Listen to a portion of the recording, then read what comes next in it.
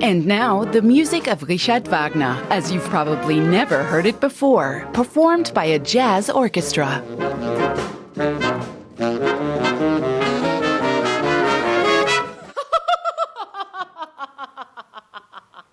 Rehearsals are no laughing matter for the German Women's Jazz Orchestra. They're determined to do justice to Angelika Niescier's bold reworking of Wagner. They're preparing for a concert at the National Museum of Women in the Arts in Washington, D.C. The event, in collaboration with Deutsche Welle, is one of many marking the 200th anniversary of Richard Wagner's birth. Nervous? Not these days. But I do still get a dose of adrenaline, of course. I wouldn't call that nerves, but more...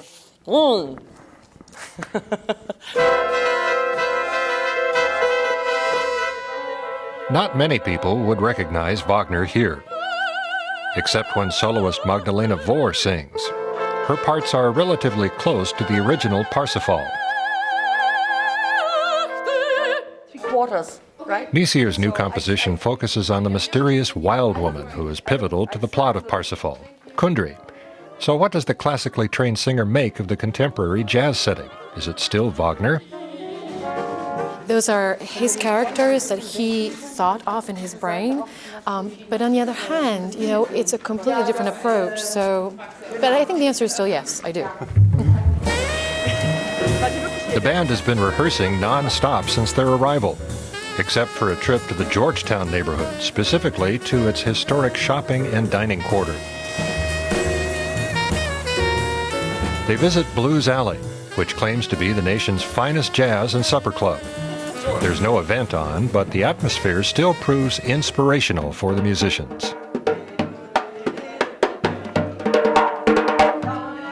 The improvisational nature of jazz would seem a world away from Wagner. Angelika Niescier, however, sees a substantial link between her music and the original, precisely in the innovation behind the musical evolution. My work involves composition and improvisation, which also means that the development side is sometimes faster. What I do is take the innovation involved in the improvisation and composition and mirror it against Wagner's innovation, which was purely compositional.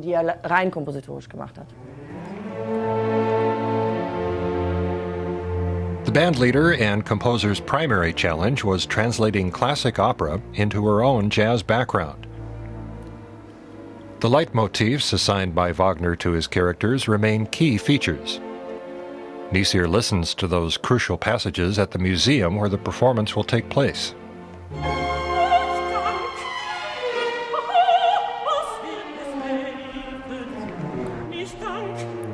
In her Parsifal Revisited, Wagner's original motifs are, in turns, immediately recognizable and then completely reinvented.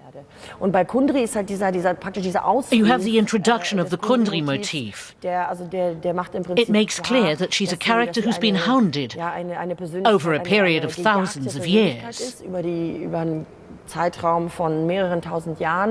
desperation and near madness are clearly embodied here. The audience, as ever, are the ultimate judges of whether Niescier pulls off her Wagner venture. Then, finally, it's premiere night at the museum. The mezzo-soprano and orchestra treat the audience to an hour of upbeat jazz, ending with a furious crescendo in classic Wagner style.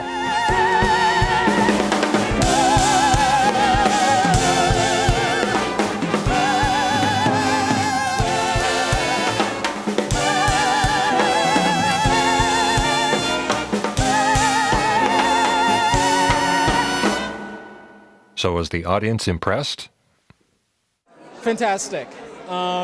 It went beyond what I was expecting. The vocals were outstanding. At some times I didn't recognize Wagner, but maybe it's a good thing because together it was just brilliant. The trip to the birthplace of jazz, the United States, was a success. The question now is how the performance will be received in the home of Wagner, back in Germany.